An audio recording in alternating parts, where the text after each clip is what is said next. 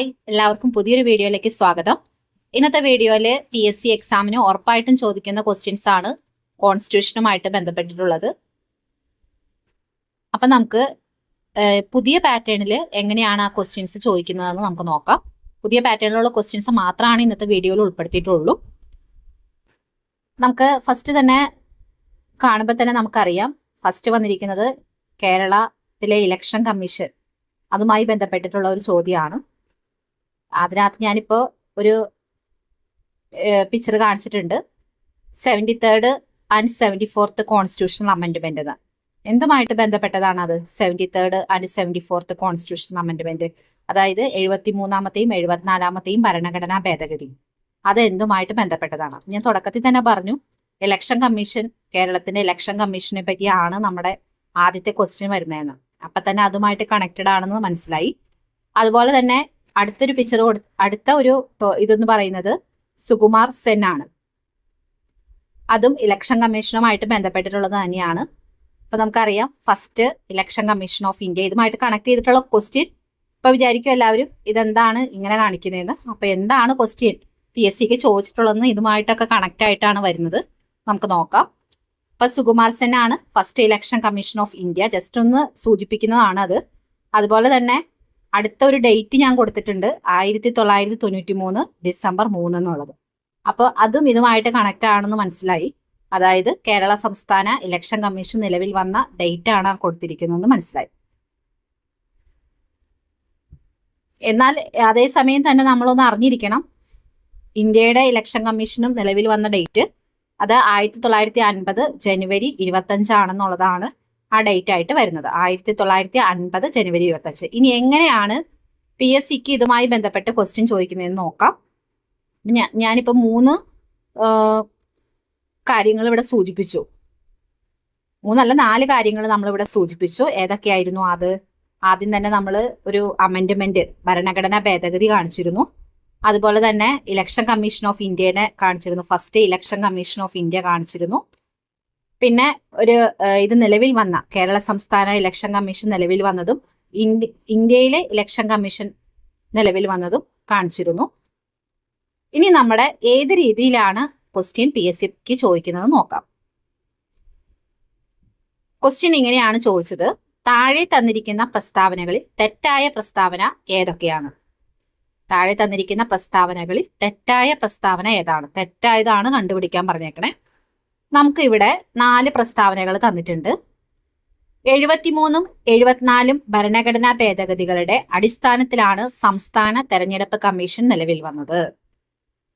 അപ്പോൾ ആ പ്രസ്താവന കറക്റ്റ് ആണ്. അത് ഞാൻ അതിനെ തുടക്കം തന്നെ കാണിച്ചു തന്നത് അതിന് വേണ്ടിയിട്ടാണ്. 73rd and 74th constitutional amendment എന്ന് പറയുന്നത് സംസ്ഥാന തെരഞ്ഞെടുപ്പ് കമ്മീഷനുമായിട്ട് ബന്ധപ്പെട്ടിട്ടുള്ളതാണ് എന്ന് മനസ്സിലാക്കിയിരിക്കണം.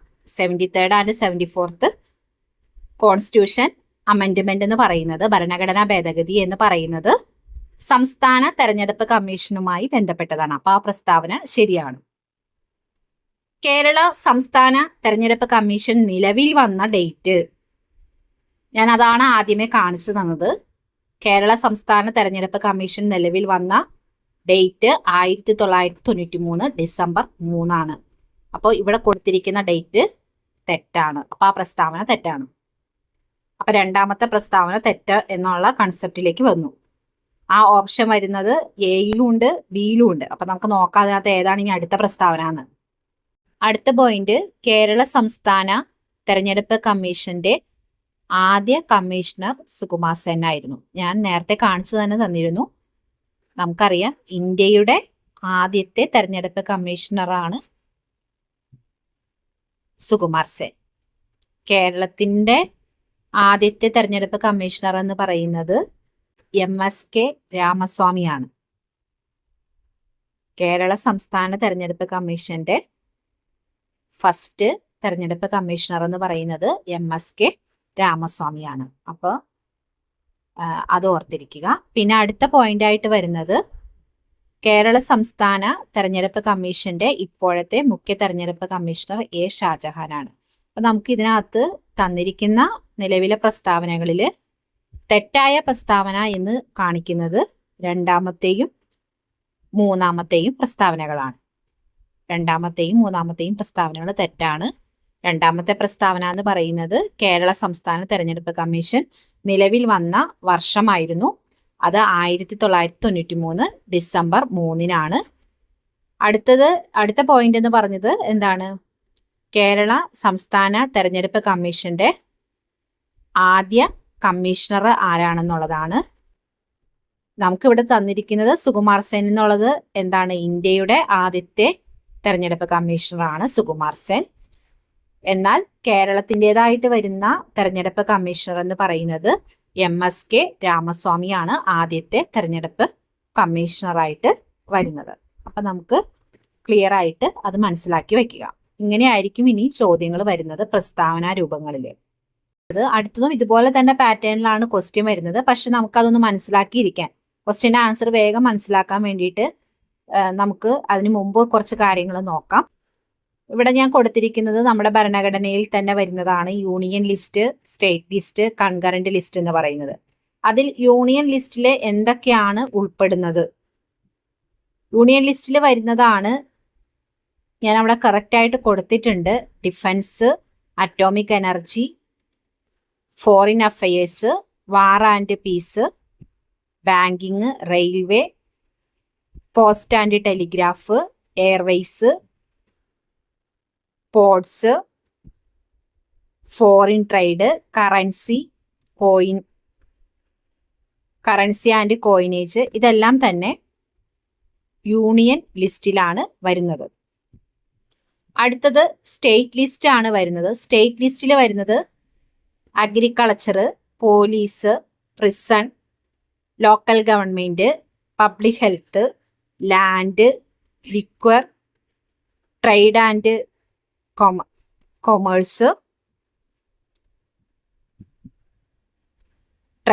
കൊമേഴ്സ്, ലൈവ് സ്റ്റോക്ക്, അതുപോലെ തന്നെ സ്റ്റേറ്റ് പബ്ലിക് സർവീസസ്, ഇതൊക്കെ വരുന്നത് സ്റ്റേറ്റ് ലിസ്റ്റിലാണ്. അടുത്തതായിട്ട് വരുന്നത് നമ്മുടെ കൺകറന്റ് ലിസ്റ്റാണ്. കൺകറന്റ് ലിസ്റ്റിൽ വരുന്നത് education, transfer of property, other than agriculture land, അത് നമ്മൾ നേരത്തെ അഗ്രികൾച്ചർ എവിടെയാണ് വരുന്നതെന്ന് പറഞ്ഞിരുന്നു. ഫോറസ്റ്റ്സ്, ട്രേഡ്, അതുപോലെ തന്നെ അഡോപ്ഷൻ ആൻഡ് സക്സഷൻ, ഇതെല്ലാം തന്നെ നമ്മുടെ കൺകറന്റ് ലിസ്റ്റിലാണ് വരുന്നത്. അപ്പം നമ്മുടെ ചോദ്യം ഇതുമായി ബന്ധപ്പെട്ട് വരുന്നത് ഇതാണ്. ഒരു മാച്ച് ദ ഫോളോയിങ് ആണ് ചോദിച്ചിരിക്കുന്നത്. Union list, state list, concurrent list, അതുപോലെ തന്നെ അവശിഷ്ടാധികാരം. അവശിഷ്ടാധികാരത്തിൽ വരുന്നത് സൈബർ ലോസ് ഒക്കെയാണ് അവശിഷ്ടാധികാരത്തിൽ വരുന്നത്. സൈബർ ലോസ് വരുന്നത് അവശിഷ്ടാധികാരത്തിലാണ്. അപ്പം നമുക്ക് നോക്കാം ഇവിടെ മാച്ച് ദ ഫോളോയിങ്ങിൽ. നമുക്കിപ്പം നമ്മൾ തൊട്ട് മുമ്പ് നോക്കിയത് വെച്ചിട്ട് നമുക്കറിയാം യൂണിയൻ ലിസ്റ്റ് എന്ന് പറയുന്നത് അതിലേതാണ് വരുന്നത്? സെൻസസ് യൂണിയൻ ലിസ്റ്റിലാണ് വരുന്നത്. അടുത്തത് സ്റ്റേറ്റ് ലിസ്റ്റ്. സ്റ്റേറ്റ് ലിസ്റ്റിലാണ് എന്ത് വരുന്നത്? ജയിലുകൾ വരുന്നത്. അടുത്തത് കൺകറന്റ് ലിസ്റ്റ്. കൺകറന്റ് ലിസ്റ്റിലാണ് ഏത് വരുന്നത്? വനം വരുന്നത്, ഫോറസ്റ്റ്. അവശിഷ്ടാധികാരത്തിൽ വരുന്നതാണ് സൈബർ നിയമങ്ങൾ. അപ്പം നമുക്ക് ഓപ്ഷൻ ഏതാണ് വരുന്നത്? എ ആണ് ആൻസർ ആയിട്ട് വരുന്നത്. ഓർത്തിരിക്കുക, യൂണിയൻ ലിസ്റ്റിലാണ് സെൻസസ് വരുന്നത്. യൂണിയൻ ലിസ്റ്റിൽ സെൻസസ്. സ്റ്റേറ്റ് ലിസ്റ്റിലാണ് വരുന്നത് ജയിലുകൾ. കൺകറന്റ് ലിസ്റ്റിലാണ് വരുന്നത് വനം. അവശിഷ്ട അധികാരത്തിലാണ് സൈബർ നിയമങ്ങൾ വരുന്നത്. അപ്പോൾ ഓപ്ഷൻ എ ആണ് ഇവിടെ നമ്മുടെ ആൻസർ ആയിട്ട് വരുന്നത്. ഇനി നമുക്ക് അടുത്ത ക്വസ്റ്റ്യനിലേക്ക് പോകാം. ക്വസ്റ്റ്യൻ ഇതാണ്. ദേശീയ മനുഷ്യാവകാശ കമ്മീഷനുമായി ബന്ധപ്പെട്ടിട്ടുള്ള ക്വസ്റ്റ്യൻ ആണ്. ഇവിടെയും നമുക്ക് പ്രസ്താവനകളാണ് നമുക്ക് തന്നിട്ടുള്ളത്. എന്തൊക്കെയാണ് ആ പ്രസ്താവനകളുമായി ബന്ധപ്പെട്ട് ശരിയായിട്ടുള്ളതെന്ന് നോക്കാം. താഴെ പറയുന്നവയിൽ ദേശീയ മനുഷ്യാവകാശ കമ്മീഷനുമായി ബന്ധപ്പെട്ട ശരിയായ പ്രസ്താവനകൾ ഏത്? ദേശീയ മനുഷ്യാവകാശ കമ്മീഷനുമായി ബന്ധപ്പെട്ട ശരിയായ പ്രസ്താവനകളാണ് നമുക്ക് കണ്ടെത്തേണ്ടത്. ആദ്യത്തെ പ്രസ്താവന 1993 protection of human rights act അനുസരിച്ച് ദേശീയ മനുഷ്യാവകാശ കമ്മീഷൻ നിലവിൽ വന്നു. ആ പ്രസ്താവന വളരെ ശരിയാണ്. 1993 protection of human rights act അനുസരിച്ചാണ് ദേശീയ മനുഷ്യാവകാശ കമ്മീഷൻ നിലവിൽ വന്നത്. ഇനി അടുത്ത പ്രസ്താവന എന്താണെന്ന് നമുക്ക് നോക്കാം. അപ്പൊ ഒന്നാമത്തെ പ്രസ്താവന അവിടെ ശരിയാണ്. അടുത്ത പ്രസ്താവനയാണ് ദേശീയ മനുഷ്യാവകാശ കമ്മീഷൻ അധ്യക്ഷന്റെ കാലാവധി 3 വർഷമോ അല്ലെങ്കിൽ 65 വയസ്സോ തികയുന്നത് വരെയോ ഏതാണോ നേരത്തെ ഉള്ളത് അതായിരിക്കും. ആ പ്രസ്താവന റോങ് ആണ്. കാരണം എന്താണ്? നാഷണൽ ഹ്യൂമൻ റൈറ്റ് കമ്മീഷന്റെ അധ്യക്ഷന്റെ കാലാവധി എന്ന് പറയുന്നത് 3 വർഷം അല്ലെങ്കിൽ 70 വയസ്സ്, ഏതാണോ ആദ്യം വരുന്നത് അതാണ്. ഇവിടെ നമുക്ക് കൊടുത്തിരിക്കുന്നത് ഓപ്ഷനിൽ 65 വയസ്സാണ്. 70 വയസ്സാണ് വരുന്നത്. 70 വയസ്സാണോ അതല്ല 3 വർഷമാണോ ഏതാണോ ആദ്യം വരുന്നത് അതാണ് കാലാവധിയായിട്ട് എടുക്കുന്നത്. അപ്പൊ രണ്ടാമത്തെ പ്രസ്താവന അവിടെ തെറ്റാണ്. അടുത്ത പ്രസ്താവന വളരെ കറക്റ്റാണ്. ദേശീയ മനുഷ്യാവകാശ കമ്മീഷന്റെ ആസ്ഥാനം ന്യൂഡൽഹി ആണെന്നുള്ളത്. അപ്പോൾ ഒന്നാമത്തെയും മൂന്നാമത്തെയും പ്രസ്താവനകൾ ശരിയാണ്. അത് ഓപ്ഷൻ സി ആണ് അവിടെ വരുന്നത്. ഒന്നാമത്തെയും മൂന്നാമത്തെയും പ്രസ്താവനകൾ ശരിയായിട്ടാണ് വരുന്നത്. ഓപ്ഷൻ സി ആണ് ആൻസർ ആയിട്ട് വരുന്നത്. ഇനി അടുത്ത ക്വസ്റ്റ്യൻ, അവിടെ ഒരു കാര്യം കൂടി, തെറ്റായ പ്രസ്താവന ഏതായിരുന്നു അതിനകത്ത്? അധ്യക്ഷന്റെ കാലാവധി, നാഷണൽ ഹ്യൂമൻ റൈറ്റ് കമ്മീഷന്റെ അധ്യക്ഷന്റെ കാലാവധി ആയിരുന്നു അവിടെ തെറ്റായി കൊടുത്തിരുന്നത്. അത് ഓർത്തിരിക്കുക. 3 വർഷം അല്ലെങ്കിൽ 70 വയസ്സാണ് നാഷണൽ ഹ്യൂമൻ റൈറ്റ് കമ്മീഷന്റെ അധ്യക്ഷന്റെ കാലാവധി എന്നുള്ളത്. അടുത്തത് വളരെ പ്രധാനപ്പെട്ട ഒരു ക്വസ്റ്റ്യൻ തന്നെയാണ്. മിനി കോൺസ്റ്റിറ്റ്യൂഷൻ എന്നറിയപ്പെടുന്ന ഭരണഘടനാ ഭേദഗതിയുമായി ബന്ധപ്പെട്ട് PSC ചോദിക്കാറുള്ള ഒരു ക്വസ്റ്റ്യൻ. മിനി കോൺസ്റ്റിറ്റ്യൂഷൻ എന്നറിയപ്പെടുന്ന ഭരണഘടനാ ഭേദഗതിയാണ് 42ാം ഭരണഘടനാ ഭേദഗതി. ആ ഭരണഘടനാ ഭേദഗതി കുറിച്ച് നമ്മൾ നന്നായിട്ട് അറിഞ്ഞിരിക്കണം. അത് ആ ആക്ട് പാർലമെന്റ് പാസ്സാക്കിയ വർഷം എന്ന് പറയുന്നത് 1976 നവംബർ 11-നാണ്. 1976 നവംബർ 11-നാണ് മിനി കോൺസ്റ്റിറ്റ്യൂഷൻ എന്ന് വിളിക്കുന്ന 42ാം അമെൻഡ്മെന്റ് പാസ്സാക്കപ്പെട്ടത്. അതുപോലെ അവിടെ കുറച്ച് വേർഡ്സ് ആഡ് ചെയ്യപ്പെട്ടിട്ടുണ്ട്. അതായത് ആമുഖത്തിൽ ആഡ് ചെയ്യപ്പെട്ടിട്ടുള്ളതാണ് സോഷ്യലിസ്റ്റ്, സെക്കുലർ ആൻഡ് ഇന്റഗ്രിറ്റി എന്നുള്ള 3 വേർഡ്സ് അവിടെ ആഡ് ചെയ്തിട്ടുണ്ട്. അതുപോലെ fundamental duties by the citizens, അതായത് പാർട്ട് 4A ആഡ് ചെയ്തിട്ടുണ്ട്. പാർട്ട് 4A ആഡ് ചെയ്തിട്ടുണ്ട്. അപ്പൊ ഇതൊക്കെയാണ് 42 അമെൻഡ്മെന്റിന്റെ പ്രത്യേകതകളായിട്ട് വരുന്നത്. അത് നമുക്ക് എങ്ങനെയാണ് ഇവിടെ ക്വസ്റ്റ്യൻ ആയിട്ട് ചോദിച്ചിട്ടുള്ളത് നമുക്ക് നോക്കാം. അതിൽ പ്രസ്താവനകളായിട്ട് ചോദിക്കുമ്പോൾ എങ്ങനെയാണെന്നുള്ളത്. ഇന്ത്യൻ ഭരണഘടനയുടെ 42ാം ഭേദഗതിയുമായി ബന്ധപ്പെട്ട് തെറ്റായ പ്രസ്താവന, 42ാം ഭേദഗതിയുമായി ബന്ധപ്പെട്ട തെറ്റായ പ്രസ്താവന ഏതാണെന്നാണ് ചോദിച്ചിരിക്കുന്നത്. പൗരന്മാർക്കുള്ള 10 അടിസ്ഥാന കടമകൾ ഭരണഘടനയിൽ കൂട്ടിച്ചേർത്തു. അത് കറക്റ്റാണ്. തെറ്റായ പ്രസ്താവനയാണ് ചോദിച്ചിരിക്കുന്നത് കേട്ടോ. പൗരന്മാർക്കുള്ള 10 അടിസ്ഥാന കടമകൾ ഭരണഘടനയിൽ കൂട്ടിച്ചേർത്തിട്ടുണ്ട്. ലോകസഭയുടെ കാലാവധി 5 വർഷത്തിൽ നിന്ന് 6 വർഷമായി ഉയർത്തി. അതും കറക്റ്റായിട്ടുള്ള കാര്യമാണ്.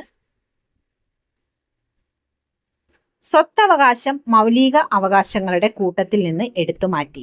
അത് പ്രസ്താവന തെറ്റായ പ്രസ്താവനയാണ്. അടുത്ത പ്രസ്താവന എന്ന് പറയുന്നത് ഇന്ത്യയെ പരമാധികാര ജനാധിപത്യ റിപ്പബ്ലിക് എന്നതിൽ നിന്ന് മാറ്റി പരമാധികാര സോഷ്യലിസ്റ്റ് മതേതര ജനാധിപത്യ റിപ്പബ്ലിക് എന്നാക്കി മാറ്റി. അത് ഓർത്തിരിക്കുക. അപ്പോൾ അതും കറക്റ്റായ സ്റ്റേറ്റ്മെന്റ് ആണ്. ഇന്ത്യയെ പരമാധികാര ജനാധിപത്യ റിപ്പബ്ലിക് എന്നതുള്ളത് മാറ്റി പരമാധികാര സോഷ്യലിസ്റ്റ് മതേതര ജനാധിപത്യ റിപ്പബ്ലിക് എന്നാക്കി മാറ്റി. അപ്പോൾ ആൻസർ ആയിട്ട് ഇവിടെ വരുന്നത് ഓപ്ഷൻ സി ആണ്. അപ്പൊ ഇവിടെ നമുക്ക് ഒരു സംശയം തോന്നാം, ഏത് ഭരണഘടനാ ഭേദഗതിയിലൂടെയാണ് സ്വത്തവകാശം മൗലികാവകാശങ്ങളുടെ പട്ടികയിൽ നിന്ന് നീക്കം ചെയ്തിട്ടുള്ളതെന്ന്?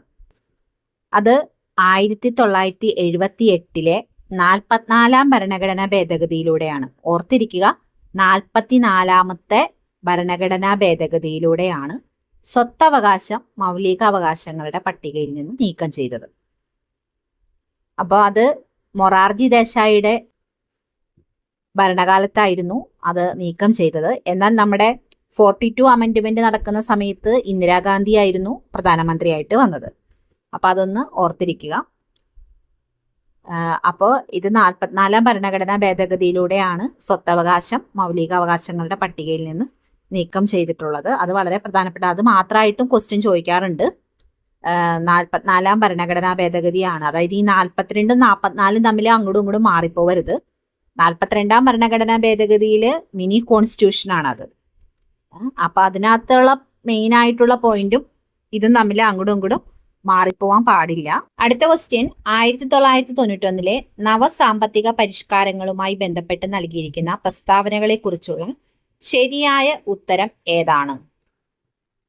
ക്വസ്റ്റ്യൻ, 1991 നവസാമ്പത്തിക പരിഷ്കാരങ്ങളുമായി ബന്ധപ്പെട്ട് നൽകിയിരിക്കുന്ന പ്രസ്താവനകളെ കുറിച്ചുള്ള ശരിയുത്തരം ഏതാണ്? ഒന്നാമത്തെ പ്രസ്താവന, 1991 ഇന്ത്യ ഗുരുതരമായ വിദേശ നാണയ പ്രതിസന്ധി നേരിട്ടിരുന്നു.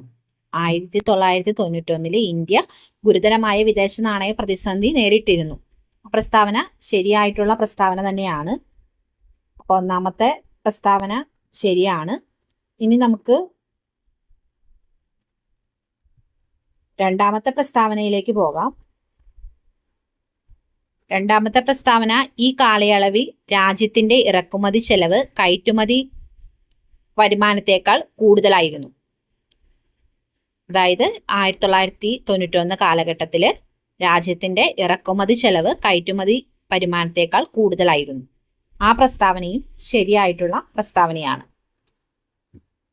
അപ്പോൾ പ്രസ്താവനകൾ 1ഉം 2ഉം ശരിയാണെന്നുള്ളതാണ് ഇവിടുത്തെ ആൻസർ ആയിട്ട് വരുന്നത്. ഇവിടെ 4 ഓപ്ഷൻസ് കൊടുത്തിട്ടുണ്ട്.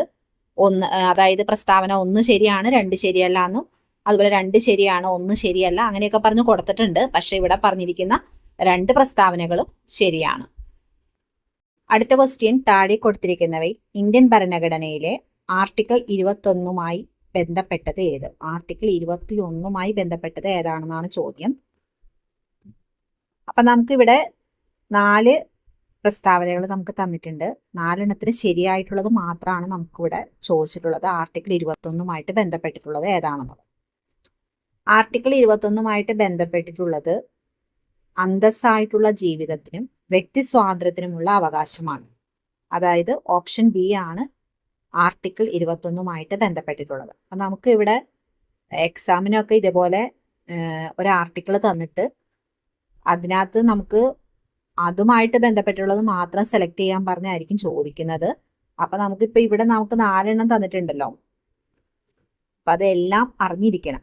അതായത് ഇപ്പോൾ എ എന്ന് പറയുന്ന സ്റ്റേറ്റ്മെന്റ് നമുക്ക് തന്നിരിക്കുന്നത് ഇഷ്ടമുള്ള മതം സ്വീകരിക്കാനും ആചരിക്കാനും പ്രചരിപ്പിക്കുവാനുമുള്ള അവകാശമാണ്. അതായത് മതസ്വാതന്ത്ര്യത്തിനുള്ള അവകാശമാണ് അവിടെ ചോദിക്കുന്നത്. അത് വരുന്ന ആർട്ടിക്കിൾ നമ്മൾ അറിഞ്ഞിരിക്കണം. അതായത് അത് വരുന്നത് ആർട്ടിക്കിൾ 25 മതസ്വാതന്ത്ര്യവുമായിട്ട് ബന്ധപ്പെട്ട് വരുന്ന ആർട്ടിക്കിൾ വരുന്നത്. ഇന്ത്യൻ ഭരണഘടനയിൽ ഇഷ്ടമുള്ള മതം സ്വീകരിക്കുവാനും വിശ്വസിക്കാനും ആചരിക്കാനും പ്രചരിപ്പിക്കുവാനുമുള്ള അവകാശം വരുന്നത് ആർട്ടിക്കിൾ 25. അടുത്തത് വരുന്നത് 14 വയസ്സിൽ താഴെയുള്ള കുട്ടികളെ ഏതെങ്കിലും ഫാക്ടറിയിലോ ഖനിയിലോ അല്ലെങ്കിൽ മറ്റ് അപകടകരമായ തൊഴിലുകളിലോ നിയമിക്കുന്നത് നിരോധിച്ചുകൊണ്ടുള്ള വകുപ്പ്. അതായത് ബാലവേല നിരോധനം വരുന്നത്. അത് ഏത് വകുപ്പുമായിട്ട് ബന്ധപ്പെട്ടിട്ടുള്ളതാണ് നമ്മൾ അറിഞ്ഞിരിക്കണം. അത് ആർട്ടിക്കിൾ 24 ബന്ധപ്പെട്ടിരിക്കുന്നത്. അതായത് 14 വയസ്സിൽ താഴെയുള്ള കുട്ടികളെ ഫാക്ടറികൾ ഖനികൾ അപകടകരമായ ജോലികൾ എന്നിവയിൽ നിന്ന് നിയമിക്കുന്നത് തടയുന്നതുമായി ബന്ധപ്പെട്ടിട്ടുള്ള ആർട്ടിക്കിളാണ് ആർട്ടിക്കിൾ 24. ഇനി ഒരെണ്ണം കൂടി നമുക്ക് അവിടെ തന്നിട്ടുണ്ട്. തൊട്ടുകൂടായ്മ നിർത്തലാക്കുകയും ഏതു രൂപത്തിലും അത് അനുഷ്ഠിക്കുന്നത് നിരോധിക്കുകയും ചെയ്യുന്ന വകുപ്പ്. അതായത് അയിത്ത നിർമാർജനം എന്നാണ് അവിടെ ഉദ്ദേശിക്കുന്നത്. അത് ഏത് വകുപ്പിലാണ് വരുന്നത്? ഇന്ത്യൻ ഭരണഘടനയിൽ തൊട്ടുകൂടായ്മ നിരോധിച്ചിരിക്കുന്നത് ആർട്ടിക്കിൾ 17 അപ്പൊ ഇവിടെ നമ്മൾ പ്രധാനമായിട്ടും ഓർത്തിരിക്കേണ്ടത് 4 ആർട്ടിക്കിളിനെ കുറിച്ച് നമുക്കിവിടെ ഓർത്തിരിക്കാനുണ്ട്. ഒന്ന് ആർട്ടിക്കിൾ 21, അന്തസ്സോടു കൂടിയുള്ള ജീവിതവും വ്യക്തി സ്വാതന്ത്ര്യത്തിനുള്ള അവകാശവും വരുന്നത്. അടുത്തതായിട്ട് വരുന്നത് ആർട്ടിക്കിൾ 21 കഴിഞ്ഞ ആർട്ടിക്കിൾ 25, അത് മതസ്വാതന്ത്ര്യത്തിനുള്ള അവകാശമാണ് വരുന്നത്. പിന്നീട് പറഞ്ഞത് ബാലവേല നിരോധനവുമായി ബന്ധപ്പെട്ട് വരുന്ന ആർട്ടിക്കിളാണ് ആർട്ടിക്കിൾ 24, അതായത് 14 വയസ്സിൽ താഴെയുള്ള കുട്ടികളെ പണിയെടുപ്പിക്കുന്നത് നിരോധിച്ചിരിക്കുന്നു. അടുത്തത് വരുന്നത് അയിത്തവുമായി ബന്ധപ്പെട്ടിട്ടുള്ളതാണ്. അതായത് തൊട്ടുകൂടായ്മ നിരോധിച്ചിരിക്കുന്നത് ആർട്ടിക്കിൾ 17 ബന്ധപ്പെട്ടിട്ടുണ്ട്. അപ്പൊ നമ്മളിവിടെ 4 ആർട്ടിക്കിള് മനസ്സിലാക്കി. ഇനി അടുത്ത നമ്മളൊരു പിക്ചറാണ് ഞാനിവിടെ കാണിച്ചിരിക്കുന്നത്. ഈ പിക്ചർ കാണുമ്പോൾ തന്നെ നിങ്ങൾക്ക് അറിയാം ആരായിരിക്കും ഈ പിക്ചറിലൂടെ നിങ്ങൾക്ക് മനസ്സിലാക്കാൻ പറ്റുന്നത്. അതെ, ഭരണഘടനാ ശില്പി എന്നൊക്കെ നമ്മൾ വിളിക്കുന്ന ഡോക്ടർ BR അംബേദ്കർ ആണ് ഈ ചിത്രത്തിൽ കാണുന്നത്. ഡോക്ടർ BR അംബേദ്കർ ഭരണഘടനാ ശില്പി എന്നതിൽ ഉപരി ഡ്രാഫ്റ്റിംഗ് കമ്മിറ്റിയുടെ ചെയർമാനും കൂടിയായിരുന്നു. അപ്പോൾ ഡ്രാഫ്റ്റിംഗ് കമ്മിറ്റി ചെയർമാനാണ് ഡോക്ടർ BR അംബേദ്കർ. അപ്പം അതുമായി ബന്ധപ്പെട്ടിട്ടുള്ള ചോദ്യമാണ് നമ്മുടെ അടുത്ത ക്വസ്റ്റ്യൻ. ഒരു മാച്ച് ദ ഫോളോയിങ് ക്വസ്റ്റ്യൻ തന്നെയാണ് ഇവിടെയും വന്നിരിക്കുന്നത്. ഫസ്റ്റ് വരുന്നത് ഭരണഘടനാ ലക്ഷ്യപ്രമേയം. ഭരണഘടനാ ലക്ഷ്യപ്രമേയം അവതരിപ്പിച്ചിരിക്കുന്നത് ആരാണെന്നുള്ളതാണ്. അതിന് നേരെ വരുന്നത് ജവഹർലാൽ നെഹ്റു ആണ്. ഭരണഘടനാ ലക്ഷ്യപ്രമേയം ജവഹർലാൽ നെഹ്റു ആണ്. ആ പ്രസ്താവന, ആ ജോഡി ശരിയാണ്.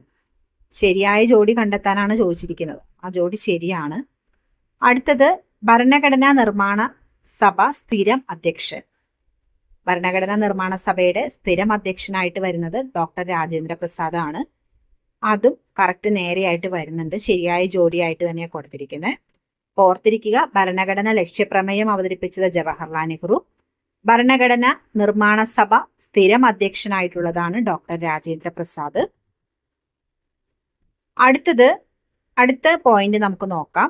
അതാണ് ഞാൻ നേരത്തെ പിക്ചർ കാണിച്ചതിന്റെ അടിസ്ഥാനം. ഭരണഘടന ഡ്രാഫ്റ്റിംഗ് കമ്മിറ്റി അധ്യക്ഷൻ. ഭരണഘടന ഡ്രാഫ്റ്റിംഗ് കമ്മിറ്റി അധ്യക്ഷനാണ് BR അംബേദ്കർ. ഭരണഘടനാ ഡ്രാഫ്റ്റിംഗ് കമ്മിറ്റി അധ്യക്ഷനാണ് BR അംബേദ്കർ. അപ്പൊ മൂന്നാമത്തെ പ്രസ്താവന അവിടെ തെറ്റായിട്ടുള്ളതാണ്. ഇനി നാലാമത്തേലേക്ക് നോക്കാം. ഭരണഘടനാ നിർമ്മാണ സഭ താൽക്കാലിക അധ്യക്ഷൻ ഡോക്ടർ സച്ചിദാനന്ദ സിൻഹ. അതും കറക്റ്റ് ആയിട്ടുള്ളതാണ്. ഭരണഘടനാ നിർമ്മാണ സഭ താൽക്കാലിക അധ്യക്ഷൻ ഡോക്ടർ സച്ചിദാനന്ദ സിൻഹ. അപ്പോൾ ആൻസർ ആയിട്ട് വരുന്നത് ഓപ്ഷൻ B ആണ്. ഒന്നാമത്തെയും രണ്ടാമത്തെയും നാലാമത്തെയും കറക്റ്റ് ആയിട്ടുള്ള ജോഡികളാണ്. ഭരണഘടനാ ലക്ഷ്യപ്രമേയം ജവഹർലാൽ നെഹ്റു, ഭരണഘടനാ നിർമ്മാണ സഭ സ്ഥിരം അധ്യക്ഷൻ ഡോക്ടർ രാജേന്ദ്ര പ്രസാദ്, ഭരണഘടന നിർമ്മാണ സഭ താൽക്കാലിക അധ്യക്ഷൻ ഡോക്ടർ സച്ചിദാനന്ദ സിൻഹ. പിന്നെ ഓർത്തിരിക്കേണ്ട ഒരു പോയിന്റ് ആണ് ഭരണഘടനാ ഡ്രാഫ്റ്റിംഗ് കമ്മിറ്റി അധ്യക്ഷൻ BR അംബേദ്കർ. BR അംബേദ്കർ എന്നുള്ളത് നമ്മൾ ആ ക്വസ്റ്റ്യന് നമ്മൾ ആൻസർ ചെയ്തു. ഇനി അടുത്ത ക്വസ്റ്റ്യനിലേക്ക് പോകാം. താഴെ കൊടുത്തിരിക്കുന്ന പ്രസ്താവനകളിൽ മൗലിക അവകാശത്തെ സംബന്ധിച്ച് ഏറ്റവും ഉചിതമായ പ്രസ്താവന ഏത്? മൗലിക അവകാശം, അതിനെക്കുറിച്ച് തന്നിരിക്കുന്ന പ്രസ്താവനകളിൽ ഏറ്റവും കറക്റ്റ് ആയിട്ടുള്ളത് ഏതാണെന്നുള്ളതാണ്. വ്യക്തിത്വ വികസനത്തിന് അടിസ്ഥാനമായ അവകാശം. ഒരു ജനാധിപത്യ പ്രക്രിയയിൽ ഇടപെടുന്നത് പൗരന് ലഭിക്കേണ്ട അവകാശങ്ങൾ. ഒരു രാജ്യത്തെ ഭരണഘടനയിൽ ഉൾപ്പെടുത്തുകയും ഭരണഘടന സംരക്ഷിക്കുകയും ചെയ്യുന്ന അവകാശങ്ങൾ. ഒരു പൗരസമൂഹത്തിന് അടിസ്ഥാനമായ അവകാശങ്ങൾ. ഇതിൽ ഓപ്ഷൻ C ആണ് ഉചിതമായ പ്രസ്താവനയായിട്ട്, ഏറ്റവും ഉചിതമായ പ്രസ്താവനയായിട്ട് വരുന്നത്. ഒരു രാജ്യത്തെ ഭരണഘടനയിൽ ഉൾപ്പെടുത്തുകയും ഭരണഘടന സംരക്ഷിക്കുകയും ചെയ്യുന്ന അവകാശങ്ങൾ. അതാണ് മൗലിക അവകാശത്തെ സംബന്ധിച്ച് ഏറ്റവും ഉചിതമായ പ്രസ്താവന. ഇനി നമുക്ക് അടുത്ത ക്വസ്റ്റ്യനിലേക്ക് പോകാം. അടുത്ത ക്വസ്റ്റ്യനിൽ ഇന്ത്യൻ പാർലമെന്റിനെ കുറിച്ച് താഴെ കൊടുത്തിരിക്കുന്ന പ്രസ്താവനകളിൽ ശരിയായിട്ടുള്ള പ്രസ്താവനകൾ ഏതൊക്കെയാണ്? ഇന്ത്യൻ പാർലമെന്റിനെ കുറിച്ച് കൊടുത്തിരിക്കുന്ന പ്രസ്താവനകളിൽ ശരിയായ പ്രസ്താവന ഏതൊക്കെയാണ്? ആദ്യത്തെ പ്രസ്താവന, ഇന്ത്യയുടെ കേന്ദ്ര നിയമനിർമ്മാണ സഭയാണ് ഇന്ത്യൻ പാർലമെന്റ്. കറക്റ്റ് ആയിട്ടുള്ള സ്റ്റേറ്റ്മെന്റ് ആണ്. ഇന്ത്യയുടെ കേന്ദ്ര നിയമനിർമ്മാണ സഭയാണ് ഇന്ത്യൻ പാർലമെന്റ്. കറക്റ്റായ സ്റ്റേറ്റ്മെന്റ് ആണ്. അടുത്തത്, ഇന്ത്യൻ പാർലമെന്റ് ഒരു ദ്വിമണ്ഡല നിയമനിർമ്മാണ സഭയാണ്. കറക്റ്റ് സ്റ്റേറ്റ്മെന്റ് ആണ്. ഇന്ത്യൻ പാർലമെന്റ് ഒരു ദ്വിമണ്ഡല നിയമനിർമ്മാണ സഭയാണ്. അതായത് ലോകസഭയുണ്ട്, അതിന് രാജ്യസഭയുണ്ട്.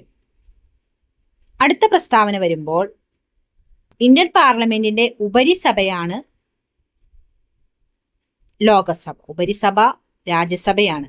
ഇന്ത്യൻ പാർലമെന്റിന്റെ ഉപരിസഭ രാജ്യസഭയാണ്. ആ പ്രസ്താവന തെറ്റാണ്.